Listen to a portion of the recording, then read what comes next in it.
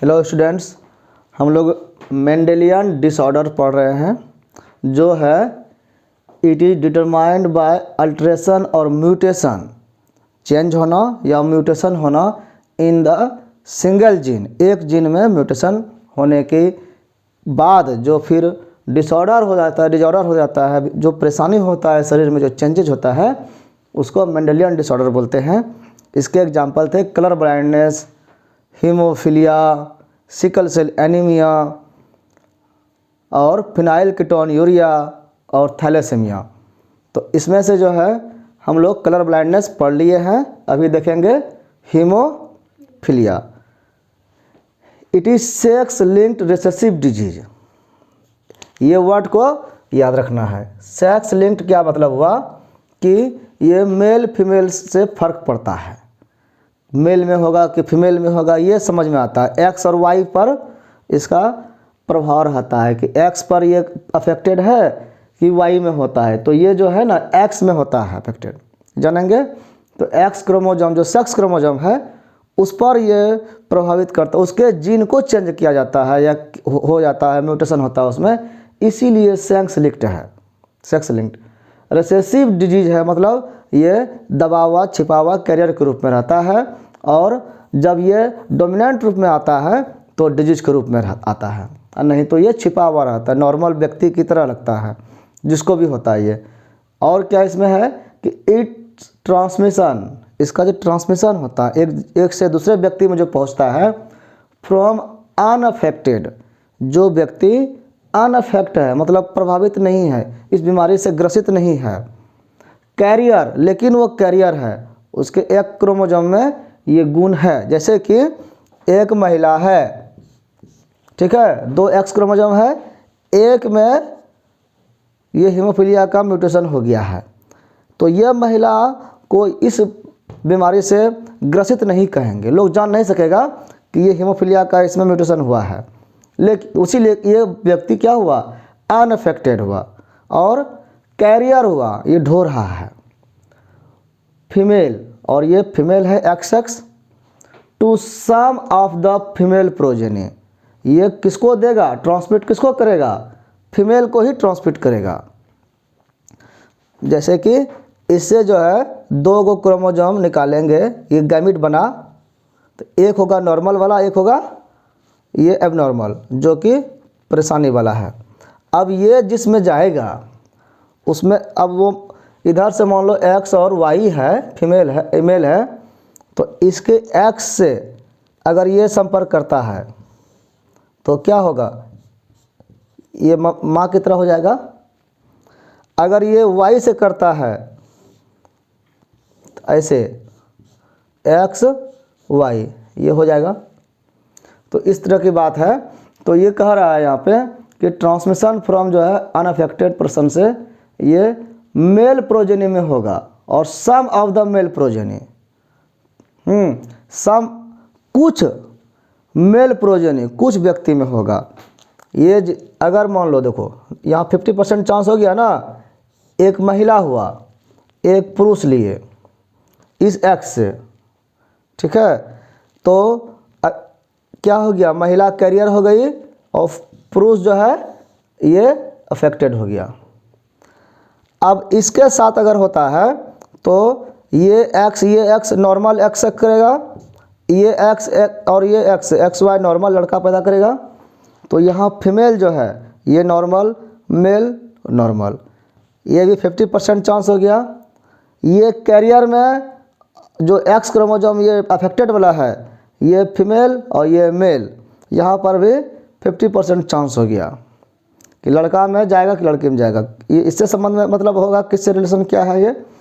तो इस तरह से हम देख रहे हैं कि जो लड़का, अब देखो लड़के पर चल रहा है, वहाँ पर लड़के के बारे में कहा गया है, ये लड़का है और ये लड़का है, मतलब क्या हुआ कि 2 लड़के हुए तो 50% चांस है कि वो नॉर्मल होगा कि एबनॉर्मल होगा, हीमोफिलिक होगा कि स्वस्थ होगा।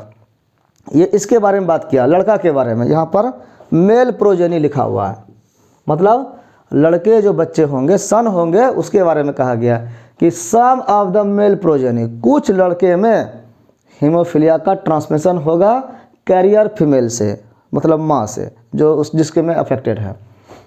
इन दिस, जब ये बीमारी हो गया इस लड़के को, अब देखो ये लड़का तो हो गया बीमार, ये लड़की हो गई कैरियर, क्या लड़की में बीमारी नहीं होगा?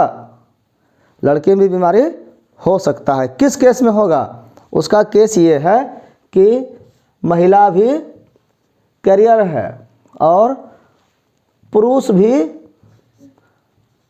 अफेक्टेड है ना, वो अफेक्ट हो जाएगा।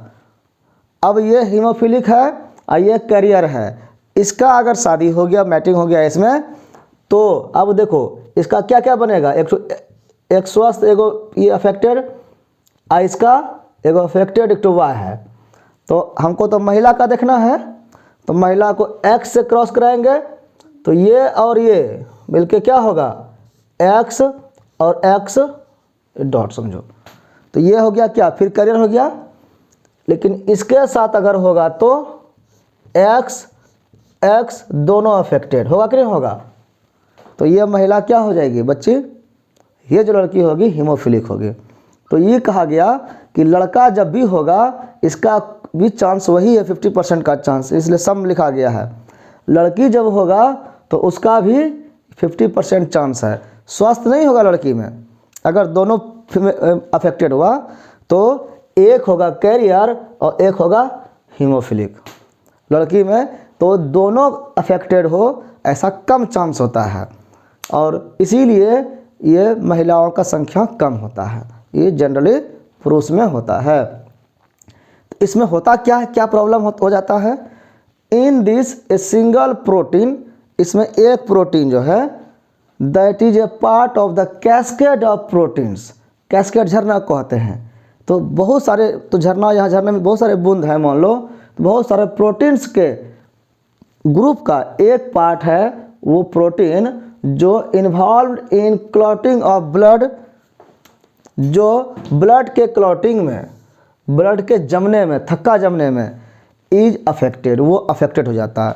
मतलब क्या हुआ कि कहीं पर ये नस है, हमारा ब्लड वेसल्स है, इसमें क्या चल रहा है, इसमें ब्लड चल रहा है। अब कहीं से क्या हो गया कि चाकू लग गया, कट गया, यहाँ पर कट गया, तो कट गया तो यहाँ से क्या होने लगेगा, बूंद गिरने लगेगा ना ब्लड का।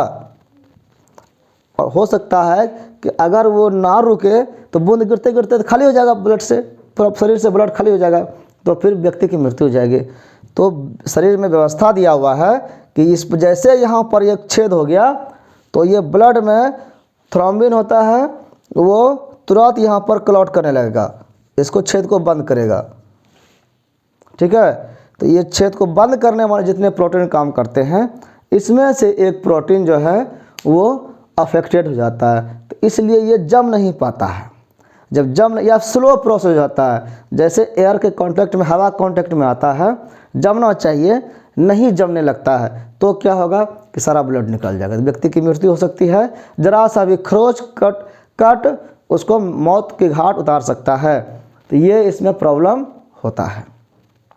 ड्यू टू दिस, वो जैसे अफेक्ट हुआ प्रोटीन, इसके कारण क्या होता है, इन एन अफेक्टेड इंडिविजुअल, एक व्यक्ति में जिसका वो अफेक्टेड हुआ है, a single cut will result in non stop bleeding, एक छोटा सा कटिंग भी जो है नॉन स्टॉप ब्लीडिंग कर सकता है, कि ब्लीडिंग होते रहेगा, रुकेगा नहीं, जब तक एक बूंद भी निकल न जाए, कुछ न बचे।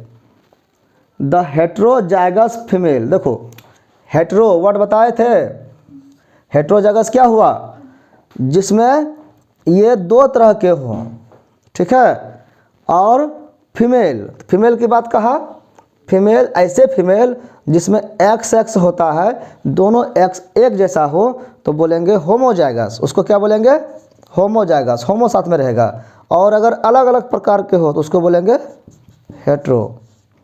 तो यहाँ पर कह रहा है ये जो है जिसमें एक अलग अफेक्टेड वाला है और एक एक्स क्रोमोसोम है स्वस्थ नॉर्मल, तो ये दो तरह के हो गए ना, इसीलिए कहा गया हेट्रोजाइगस फीमेल, जिसको हम लोग कैरियर कहते हैं। कैरियर मतलब वो ढो रहा है बीमारी को, वो खुद अफेक्ट नहीं है लेकिन बीमारी ढो रहा है। फॉर हीमोफीलिया, जो इसका फीमेल होता है हीमोफीलिया वाला carrier, may transmit the disease to sons. ये अपने बेटे को डिजीज ट्रांसमिट कर सकती है। ये स्वस्थ भी पैदा कर सकती है, ये बीमार भी पैदा कर सकती है। ये लड़का के लिए हुआ। The possibility of a female, एक फीमेल यानी एक महिला हीमोफिलिक होगी, इसके बारे में बात हो रहा है। The possibility of a female becoming a haemophilic, एक हीमोफिलिक फीमेल हो जाए, लड़की हो जाए, इज एक्सट्रीमली रेयर, ये रेयर कंडीशन में होता है। बिकॉज क्यों?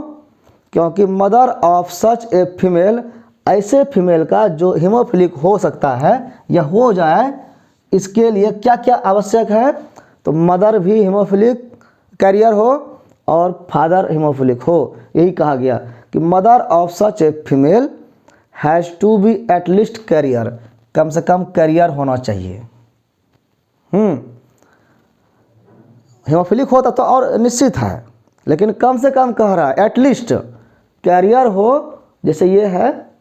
And the father should be haemophilic, और फादर हीमोफिलिक तो हो ही तभी। अब मान लो यही है, ये लड़की है, ये मान लो माँ है, माँ का हीमोफिलिक, माँ कैरियर नहीं हीमोफिलिक है, ठीक है, और फादर भी हीमोफिलिक है। अब बताओ इसका बच्चा गारंटी के साथ हीमोफिलिक होगा, चाहे लड़की हो या लड़का, ठीक है।